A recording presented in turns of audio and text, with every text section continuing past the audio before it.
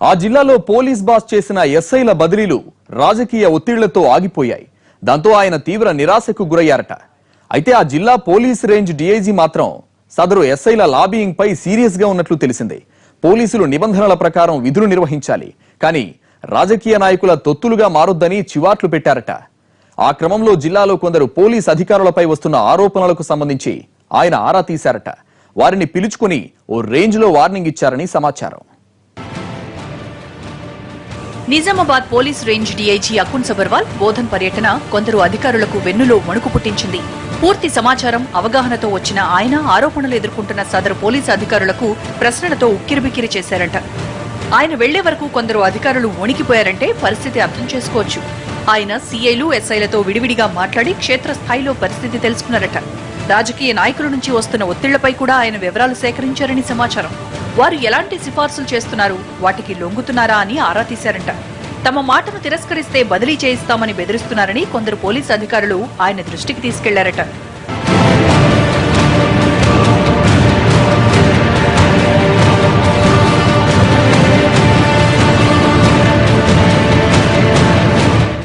ఒక సీఐ రాజకీయ నాయకులకు దాసోహం అయి వ్యవహరిస్తున్నారని ఉన్నతాధికారి దృష్టికి వచ్చిందని, అది తగ్గించాలని సూచించినట్లు చెబుతున్నారు.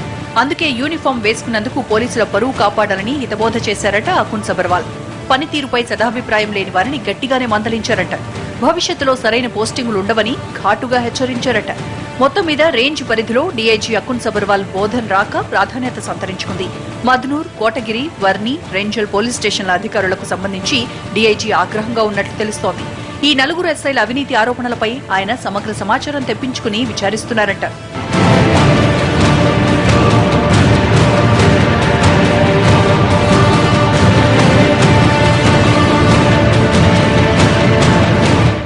డివిజన్లో పోలీసు రికార్డుల నిర్వహణను పరిశీలించి సదరు నలుగురు అధికారులతో మాట్లాడటానికి ఆయన పర్యటన ఖరారు చేసుకున్నారు.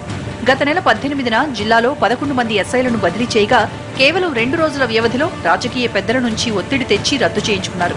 బదిలీ రద్దు అయిన వారిలో అవినీతి ఆరోపణలు ఎదుర్కొంటున్న కోటగిరి, వర్ని ఎస్ఐలున్నారు. పోలీసు ఉన్నతాధికారులు తీసుకున్న నిర్ణయాలను ధిక్కరించే స్థాయిలో రాజకీయ పైరవీలు చేయించడంపై ఆగ్రహంగా ఉన్నారు.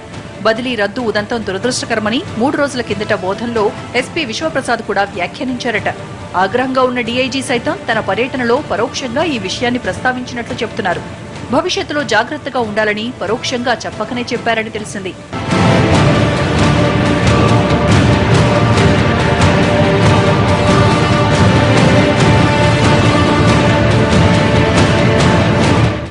ఆరోపణలు ఎదుర్కొంటున్న నలుగురు ఎస్ఐలపై విచారణకు 2 అధికారులను నియమించారు.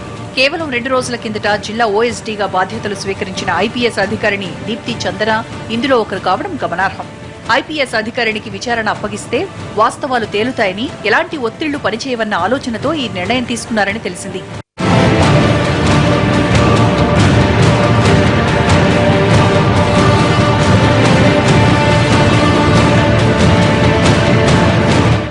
దీప్తి చందనకు తోడు నిజామాబాద్ జిల్లాతో సంబంధం లేని మహబూబ్ నగర్ అదనపు ఎస్పీ శ్రీనివాసరావును విచారణ కోసం కేటాయించారు. ఎస్పీ విశ్వప్రసాద్ 2 నెలల కిందట మహబూబ్ నగర్ జిల్లా నుంచి బదిలీపై ఇక్కడికి వచ్చిన సంగతి తెలిసిందే. ఎస్ఐలకు మద్దతుగా నిలిచి ప్రోత్సహించినట్టు తేలితే పై అధికారులు క్రమశిక్షణ చర్యలకు గురయ్యే ఆస్కారం ఉందంటున్నారు.